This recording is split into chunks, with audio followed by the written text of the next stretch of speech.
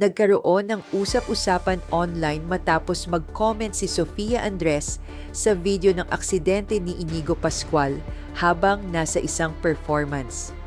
Sa viral video, makikitang napasama ang landing ni Inigo matapos tumalon mula sa stage.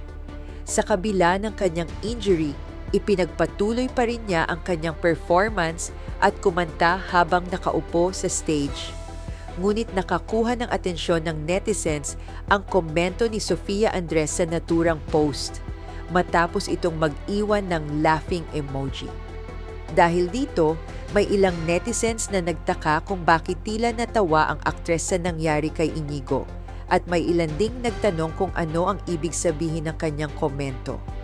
Sa ngayon, wala pang pahayag si Sofia Andres kaugnay sa naging reaksyon ng ilang netizens sa kanyang komento. Samantala, maraming fans ang nagpahayag ng suporta at nagpadala ng mensahe ng paggaling para kay Inigo Pascual.